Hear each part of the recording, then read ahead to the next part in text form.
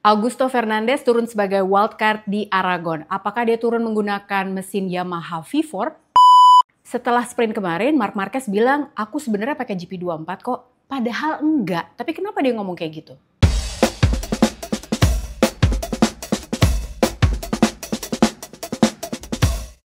Hai, selamat datang di Pedok Talk. Ini adalah round ke-8, seri ke-8 MotoGP 2025 yang berlangsung di sirkuit Aragon. Sebelum kita mulai bahas sprintnya, kita buka dulu Pedok Talk hari ini dengan News Flash.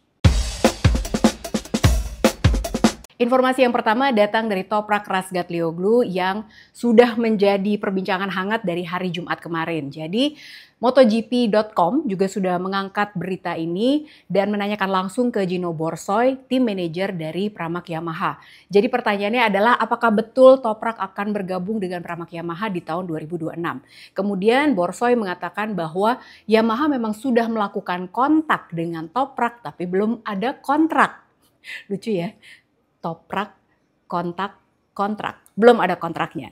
Meskipun sebetulnya rumornya tuh udah dikatakan bahwa Toprak ini akan diumumkan bergabung dengan Pramac Yamaha di tahun 2026. Pertanyaannya sekarang, siapa rider yang akan disingkirkan untuk bisa membuka jalan bagi Toprak bergabung dengan Pramac Yamaha? Kemungkinan besar memang harusnya Jack Miller. Tapi Jack Miller ini performanya cukup bagus. Bisa dibilang dia tuh bisa mengimbangi Fabio Quartararo. Tapi kontraknya Miller habis di tahun 2025 ini, di akhir tahun ini. Berarti harusnya kan di atas kertas Miller harusnya yang minggir. Tapi kalau ngomongin soal performa, Miguel Oliveira sebetulnya juga kurang perform karena bukan salahnya dia juga, dia banyak mengalami injury juga. Kemudian Alex Rins ini juga secara performa bisa dibilang belum memberikan yang optimal karena dia juga kondisi fisiknya belum 100% pulih akibat cedera yang masih menghinggapi sampai tahun ini. Cederanya tuh di tahun 2023 loh. Tapi memang ini kayaknya cukup serius gitu kan. Makanya dia nggak bisa perform secara optimal juga. Nah tapi kalau menurut aku kemungkinan besar mungkin bisa jadi Miguel Oliveira yang akan di-cut kontraknya untuk bisa membuka jalan bagi Toprak. Karena kalau Miller secara performa kayaknya memang sampai saat ini masih yang paling bagus. Mungkin malah dia akan diberikan perpanjangan kontrak lagi. Atau kalau Rins, aku bilang juga kayaknya nggak mungkin. Karena Yamaha masih membutuhkan insight dan juga feedback dari Alex Rins untuk membangun motor dengan kapasitas 850cc untuk menghadapi new regulation di tahun 2027. Masih ngomongin tentang Yamaha karena ini berkaitan dengan Augusto Fernandez yang memang turun di Aragon ini dengan menggunakan jatah wildcard-nya. Nah sempat kedengeran kan katanya mesin V4 Yamaha ini akan dites oleh Augusto Fernandez di salah satu seri di musim 2025 ini. Tapi di Aragon ini belum ya guys, jadi belum ada mesin V4. Kemudian waktu hari Kamis kemarin saat press conference ditanyakan juga oleh teman-teman media langsung ke Fabio Quartararo, apakah hari Senin setelah race di hari Minggu kan ada pengetesan Aragon hari Senin. Dites nggak sih V4-nya di Aragon ini waktu hari Senin? Fabio Quartararo nggak mau jawab apa-apa, tapi kalau bisik-bisik dari para jurnalis katanya memang tidak terlihat ada mesin V4 Yamaha di boxnya sekarang ya, nggak ada. Nah kemungkinan besar Yamaha akan menguji mesin V4-nya ini di tes Barcelona. Jadi setelah di Aragon, tes ini kan buat semua pabrikan ya, buat semua tim.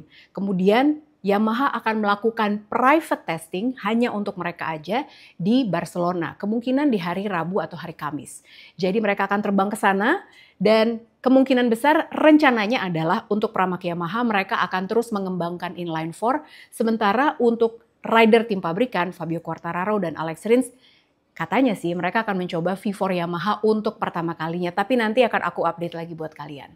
Informasi selanjutnya dari Jorge Martin yang menurut Paulo Bonora dijadwalkan akan bisa kembali menurut rencana ya. Kan nanti yang menentukan dokternya juga. Jadi katanya kalau nggak di Sachsenring kemungkinan di Brno. Pokoknya sebelum summer break. Tapi tentunya Jorge Martin harus melakukan CT scan lagi dan pemeriksaan lagi dan apakah dokternya sudah memberikan lampu hijau untuk bisa segera kembali ke track. Itu tadi semua rangkuman untuk berita yang terjadi selama Aragon ini dan sekarang kita langsung masuk ke analisa sprint. Seperti dugaan banyak orang termasuk kita semua yang udah tahu bahwa Aragon ini adalah tempat mainnya Marc Marquez. Jadi Marc Marquez sudah sangat mendominasi sejak hari Jumat. Jadi mulai dari sesi free practice 1 bahkan dia membuat gap yang sangat meyakinkan dengan Alex Marquez. Jadi gapnya tuh kalau nggak salah hampir 1 second lebih. Terus udah gitu pas saat practice dia tercepat lagi. Tercepat di sesi free practice 1, practice juga tercepat. Meskipun di sesi practice, ini menarik nih. Jadi gapnya sama Alex yang tadinya 1 second lebih, 1 detik lebih. Pas di practice itu cuma 0,2. Tapi ketika Alex Marquez ditanya, ini kok gapnya kayaknya udah makin deket nih. Berarti lo sebenarnya masih bisa ngejar dong Marc Marquez. Alex bilang gini, enggak, itu belum apa-apa. Marc Marquez ini, kakak gue nih, dia masih nyimpen sesuatu.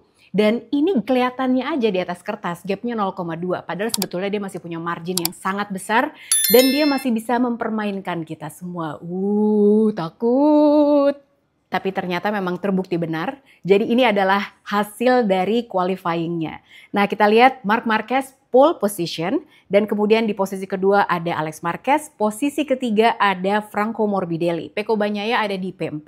Sementara P5-nya ada Pedro Acosta dan Brad Binder ada di P6. Ini hasil yang sangat menyenangkan buat KTM. Karena udah lama nih mereka tidak punya hasil yang lumayan bagus di qualifying. Lumayan ya, tapi belum sesuai target tentunya. Ya targetnya sih emang di row kedua sih. Nah kemudian di P7 ada Fermin Aldeguer, ada Maverick Viñales di P8, 9 Fabio Quartararo, 10 Fabio Di Giannantonio, 11 Joan Mir, 12 Johan Zarco, 13 Raul Fernandez, ada Jack Miller di 14, 15 Alex Rins, 16 Miguel Oliveira, Enea Bastianini 17, 18 Augusto Fernandez, 19 Lorenzo Savadori, 20 Marco Bezzecchi dan 21 Somkia Chantra. Aku tahu kenapa Bezzecchi yang kemarin menang di Silverstone kok sekarang dia adanya di P20. Kenapa ini?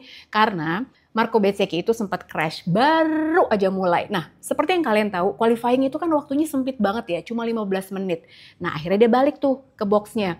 Begitu balik ke box, pakai motor yang beda, kemudian dia keluar lagi, ternyata dia ngerasanya katanya tuh ada sesuatu di bagian belakang motornya. Yang diduga rear right height device-nya macet, tapi ternyata katanya enggak. Ya pokoknya ada masalah teknis lah ya dengan motornya dan akhirnya dia tidak bisa membuat lap time yang bagus dan akhirnya dia terpaksa tidak bisa mencatatkan waktu tercepat. Ya udah, jadi di situ posisinya. Ngomong-ngomong ya teman-teman Pedok Crew, pole position Marc Marquez ini adalah yang ke-99 kali sepanjang karirnya. Dan memang ini ya performa yang sangat luar biasa dan sudah diharapkan banyak orang, sudah diduga banyak orang bahwa dia akan sangat mendominasi di Aragon kali ini.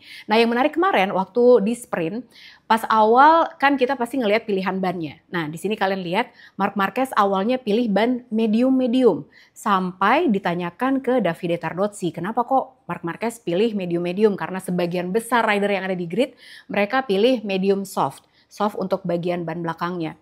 Nah kemudian Tardozzi bilang bahwa karena ini kan sirkuit yang panjang ya, sirkuit yang besar 5 km lebih, kemudian untuk bagian medium ini katanya untuk di bagian edge-nya itu punya grip yang lebih baik. Nah oke lah aku pikir gitu kan, tapi aku juga mikir bahwa sebetulnya ini kan sprint, cuma 11 lap, kenapa dia pakai medium-medium? Ternyata bukan berarti aku didengerin Marc Marquez ya, karena nggak kenal juga. Tapi ternyata dia mengganti pilihan bannya. Yang tadinya medium-medium, akhirnya ganti dia pakai medium soft. Sama seperti Alex Marquez yang pilih medium soft, dan juga Franco Morbidelli yang pilih medium soft. Nah kemudian pada saat start, Marc Marquez dan juga Pecco Bagnaia yang ada di P4 itu berada di racing line, ada di sebelah kanan track. Nah, jadi ini tuh harusnya gripnya bagus banget. Untuk yang berada di P3, P6, P9 itu berada di sebelah kiri di mana itu adalah bagian yang bisa dibilang dirty, yang kurang gripnya. Jadi kalau misalnya melakukan start akan terlalu banyak spinning untuk bagian belakangnya. Tapi Marc Marquez yang di pole position, dia kenapa malah spinning? Nah inilah juga yang akhirnya menyebabkan adanya kontak dengan Pedro Acosta.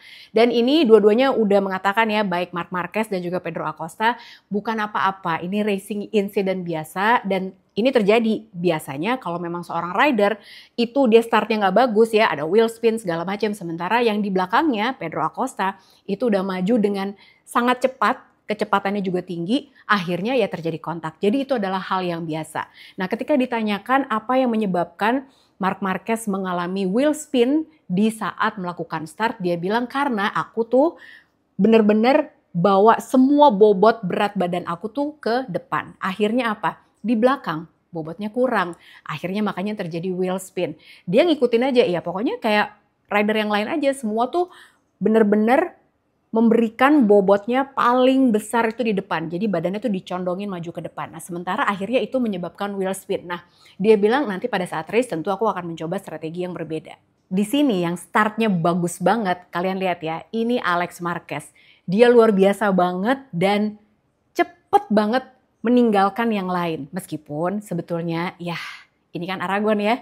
Jadi Marc Marquez meskipun agak tercecer, bahkan dia itu sempat ada di P4, tapi dia melakukan recovery dengan sangat bagus. Di sini kita juga lihat Franco Morbidelli yang fight-nya juga luar biasa, tapi memang sudah mengkhawatirkan karena Franco Morbidelli pakai ban medium soft. Sementara ada Fermin Aldeguer yang pakai medium-medium. Karena Fermin Aldeguer itu kan selalu ada di situ ya. Nah, dan akhirnya memang benar kejadian di lap-lap terakhir sebelum sprint selesai, akhirnya Franco Morbidelli di overtake oleh Fermin Aldeguer karena dia masih punya ban yang bisa di ekstrak gitu kan. Nah kemudian sebetulnya ketika ditanya Fermin ini kenapa pilihnya ban medium-medium, sebenarnya ini kayak ya pertaruhan aja karena saya nggak punya beban apa-apa, jadi saya pilih aja ban medium. Kalau berhasil syukur, kalau enggak ya nggak apa-apa, kan aku cuma rookie, jadi coba-coba aja.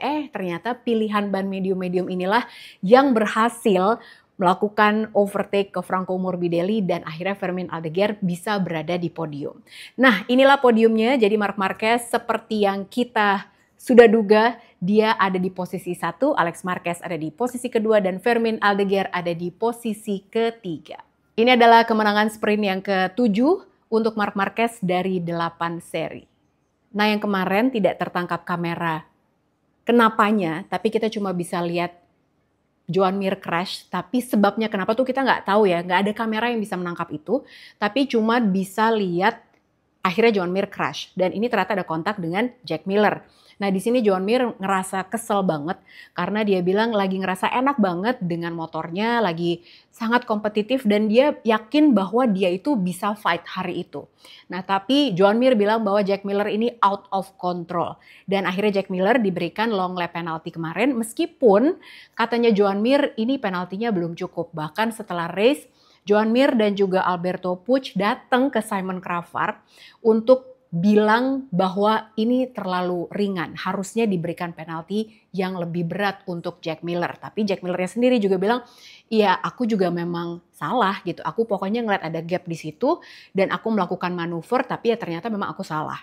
Dan dia juga minta maaf sih ke Joan Mir, tapi Joan Mir juga masih kayaknya kurang terima gitu ya. Tapi ya kebayang ya, namanya juga lagi race, ngerasa lagi oke banget dan tiba-tiba di overtake sama seorang rider yang akhirnya menyebabkan dia jadinya malah crash dan nggak dapet poin sama sekali. Ada 2 rider yang tentunya masih kalian tunggu-tunggu analisanya kan. Ada Pecco Bagnaia dan juga Fabio Quartararo. Kenapa kemarin Pecco Bagnaia yang sebetulnya posisinya di starting grid lumayan bagus di P4. Dan harusnya seperti yang aku bilang kan, kalau di P1 sama P4 harusnya startnya bagus nih, tapi dia kececer. Nah, ternyata setelah race Pecco Bagnaia bilang bahwa ya satu front end feel-nya memang lagi-lagi dia belum dapat. Meskipun kemarin akhirnya Pecco Bagnaia mencoba long fork, jadi kalau kalian lihat perbandingannya ini adalah fork yang sebelumnya dia pakai yang lebih pendek, sekarang dia pakai long fork karena Marc Marquez pakai dan juga semua timnya juga merekomendasikan udahlah coba aja. Soalnya ini kan nggak ketemu-ketemu solusinya dan bahkan kemarin pun ketika ditanya ada nggak perbedaan rasanya pakai fork yang lebih panjang, dia bilang nggak ada. Dan kemarin momentum di mana Pecco akhirnya makin mundur ke belakang, akhirnya karena dia melakukan kesalahan di tikungan 7, dia melebar dan akhirnya kehilangan 3 posisi. Dan memang sampai sekarang Pecco belum bisa menemukan solusinya apa yang harus dia lakukan untuk bisa mengekstrak GP25. Tadi di depan aku bilang kan, kenapa Marc Marquez kemarin nih dia bilang, aku pakai GP24 kok sama kayak yang dipakai Alex, Fermin, sama Franco. Padahal enggak. Nanti ya, tahan dulu. Aku akan ngomongin Fabio Quartararo dulu. Abis ini pokoknya aku akan bahas lebih lengkap lagi tentang GP24 dan juga GP25. Nah, kita ngomongin Fabio Quartararo karena pastinya banyak orang yang suka sama Fabio Quartararo mengharapkan bahwa apa yang dilakukan di Silverstone kemarin kan dia luar biasa banget ya, udah leading 5 second tapi tahu-tahu apa boleh buat rear right height device-nya ngadat dan akhirnya dia DNF. Nah, tentu semua tuh jadi penasaran kan, ayo dong ini harusnya bisa diulangi lagi momentumnya di Aragon kali ini. Tapi memang Aragon ini adalah bukan sirkuit yang dia suka. Dia tidak pernah punya hasil yang menyenangkan di Aragon ini. Dan dari hari Jumat memang sudah struggling. Kalau kalian ingat dan kalian lihat nonton nih dari hari Jumat sesi free practice 1 dan juga bahkan practice nih, lebih ribet lagi sesi practice, dia tuh bahkan kayak emosi banget karena memang gak ada gripnya, jadi grip depan gak ada, grip belakang gak ada, bahkan ketika ditanya itu kenapa, elektroniknya katanya bener-bener berantakan banget. Dan kelihatan bahwa Fabio Quartararo hari Jumat kemarin memang emosi. Hari Sabtunya ya udah lebih lumayanan, tapi ya karena dia udah mengatur ekspektasinya dia aja bahwa ya udah posisi yang harusnya memang jadi targetnya di hari Sabtu saat sprint kemarin adalah ya posisi 7, 8, 9 karena memang ini adalah bukan track yang dia kuasai. Nah, sebetulnya kalau kita lihat sejarahnya, Yamaha ini punya hasil yang lumayan bagus di Aragon.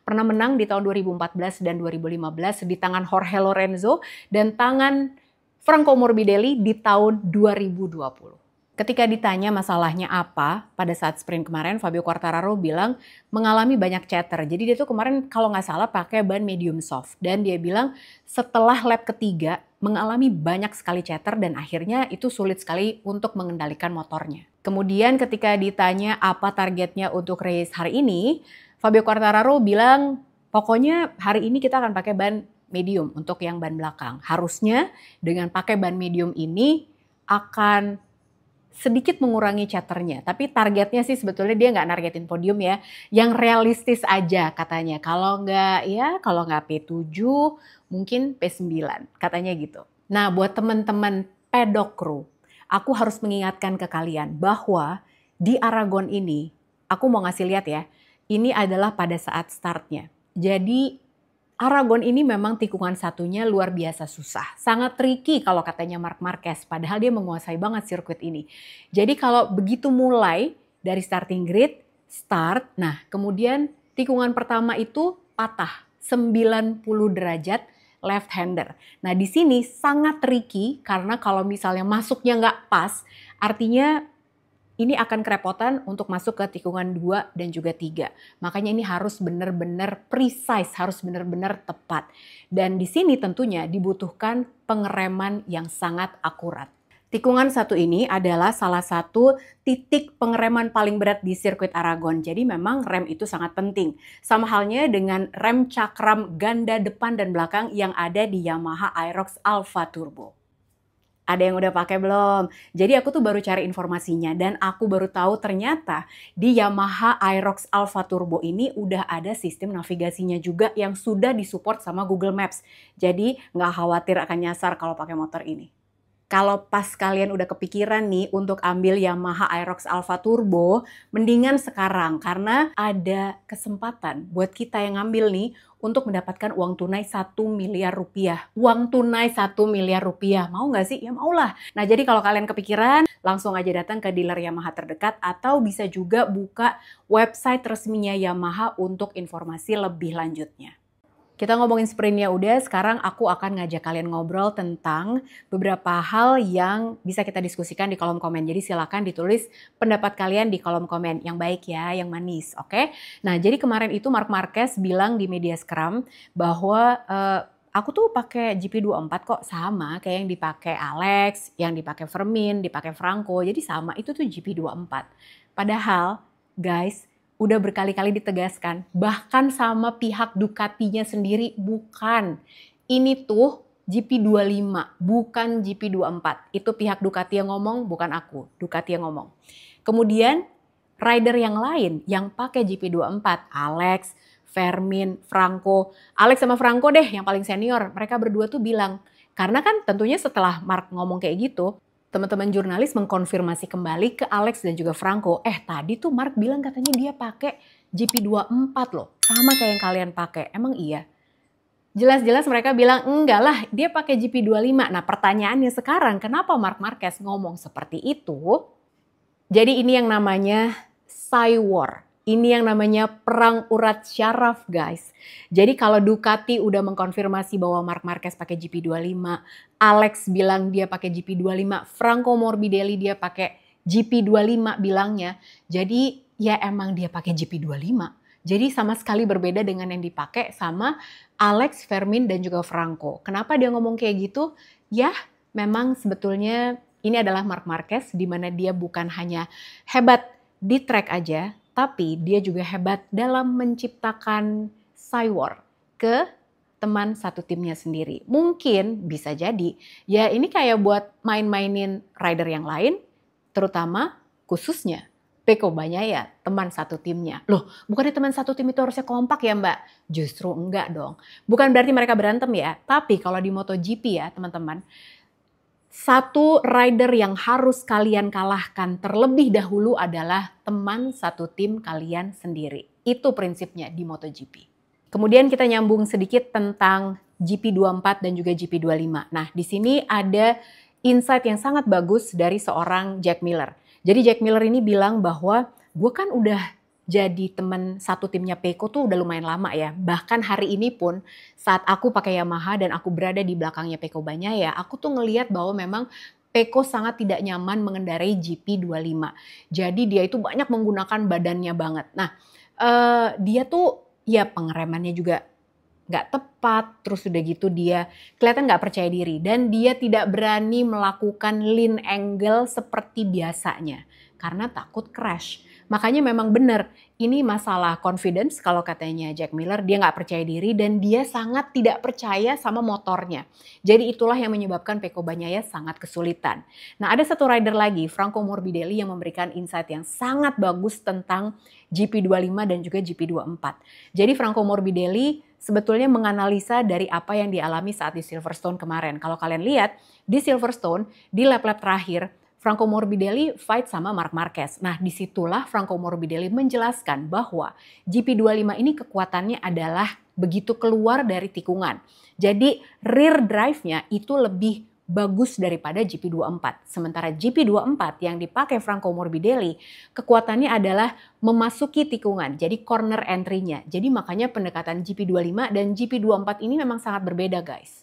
Ditambah lagi dari hasil aku mengorek-ngorek juga, jadi ini juga kalian bisa cari infonya, GP25 ini juga punya ride height device yang baru.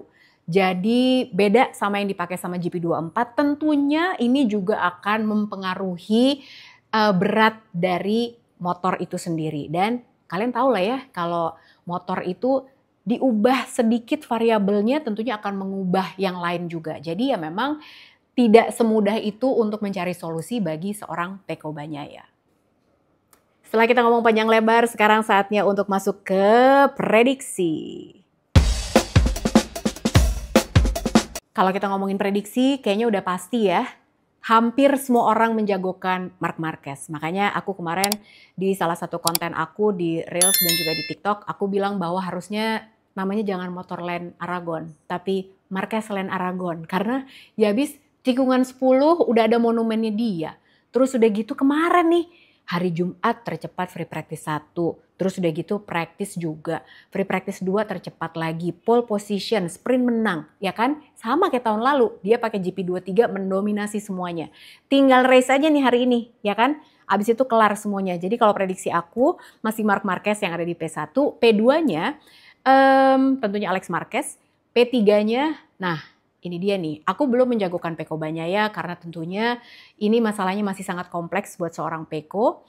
Aku menjagokan kalau nggak Franco Morbidelli, Pedro Acosta. Karena kalau Franco Morbidelli ya dia pernah menang waktu itu pakai Yamaha di tahun 2020. Pedro Acosta bisa dibilang ini adalah salah satu weekend yang dia lumayan meskipun belum kelihatan banget dia sangat bisa mengancam untuk bisa podium, tapi paling nggak dia kuat banget. Nah ada salah satu hal yang lucu banget deh, kemarin aku dengerin interviewnya Pedro Acosta. Jadi dia kan sempat fight sama Fermin Aldeguer ya. Terus udah gitu ketika ditanya gimana fightnya sama Fermin Aldeguer. Jadi ya menariknya tuh dua rider ini dulu mereka berteman baik tapi sekarang tuh kayaknya kurang cocok gitu. Nah kemudian Acosta bilang, aku menikmati banget fight dengan Fermin Aldeguer. Tapi melihat apa yang bisa Fermin lakukan dengan Ducati GP24, aku ngiler, katanya gitu. Aku ngiri banget dan itu sebenarnya bikin pedih banget di hati. Tapi ya aku berusaha untuk membawa KTM ini dengan cara gimana seharusnya KTM RC16 ini dibawa.